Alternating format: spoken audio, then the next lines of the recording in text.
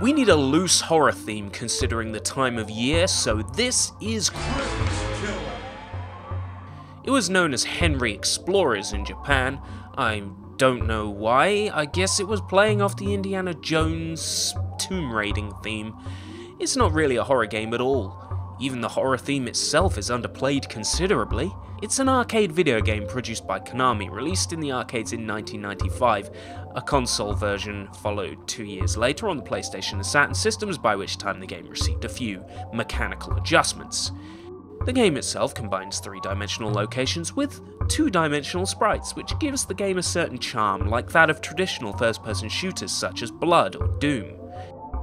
Being completely devoid of horror outside of the monster choices, the game focuses more on the difficult and extensive gameplay, which makes up for the lack of overall vision and crookedness of delivery.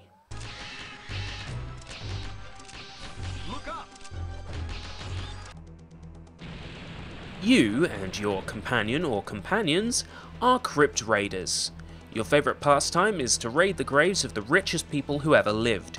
You live for adventure and for money, which is why you do the dangerous work that you do.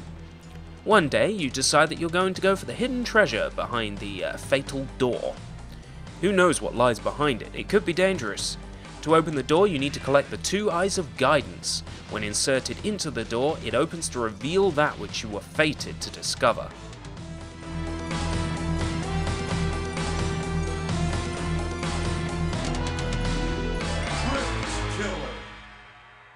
You'll encounter all sorts of monsters and traps across the game, and you will fight no less than 6 drastically different bosses. The game takes about an hour to complete, give or take.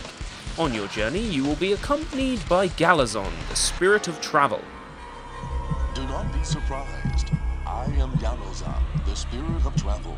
He serves to punctuate each area with some kind of useless conjecture, and he also increases the loading time in the console versions of the game.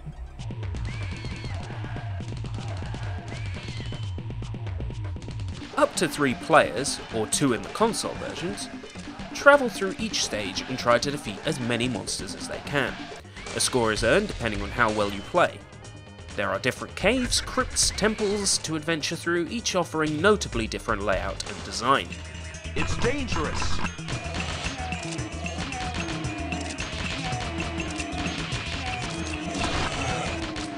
At the end of each section, you may be allowed to pick between 2 doors in order to play a different route. This arguably increases replayability, though I don't think you'd want to play this game again straight away. You can pick the levels in any sequence that you wish, and each has its own governing boss enemy as previously stated. Once you defeat the boss character, an Eye of Guidance is awarded, in either the colour red or the colour blue. Finally! I found the first Eye of Guidance! To tip the odds in your favour slightly, there are power-ups that you can obtain. However, they last only for a short time, and it can often be rendered useless by the particular enemy that you are fighting. In the console versions, you can also accrue bombs that allow you to destroy everything on screen, but this doesn't make the game any less difficult. The console version limits your continue counter to 3, which I honestly believe makes the game unbeatable, especially with a controller. The arcade version allows you to pump in as many credits as you want, which is how I believe all arcade to home conversions should be done.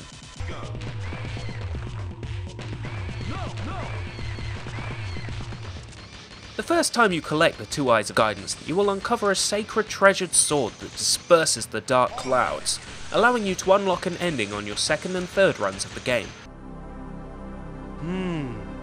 So this is the legendary treasure! On these runs, the colour of the Eyes of Guidance dictates which ending you will receive. The first ending had me with my mouth agape. My reaction was absolutely priceless.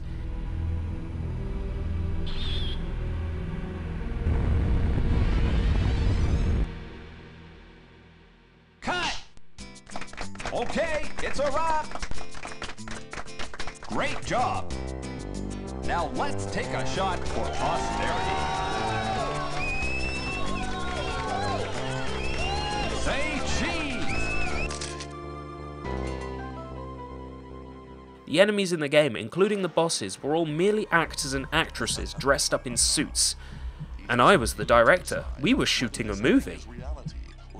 The second ending I received was the bad ending, which was the only part of the game that was even remotely spooky in any way. Yahoo! I found the secret legendary treasure! I'm a billionaire!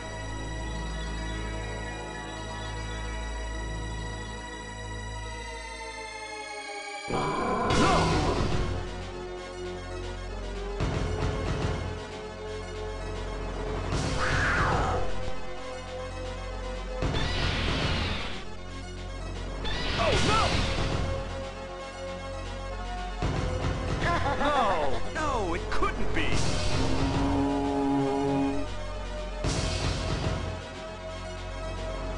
Whoa! What now? A dead end? But that means...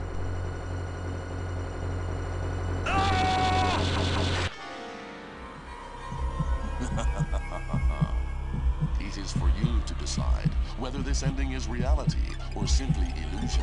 How they gang up on you there at the end, I was actually a little bit frightened, I can say. But in terms of horror, this game barely is. The quality of the game itself is enough to warrant a playthrough, for those who like their traditional arcade shooters. If you played and enjoyed House of the Dead, Time Crisis, or further back games such as Revolution X or T2 the arcade game, then I say you should totally give Crypt Killer a shot. If you're a collector of horror games, this certainly isn't what you're after to complete your collection. But if you have a broad selection of genres and you're alright with having to lug your CRT television out of storage, the console experience is pretty much identical to that of the arcade version. It is said that some demons are the wandering spirits of adventurers who died with regrets. Be careful that after you die, you do not join them.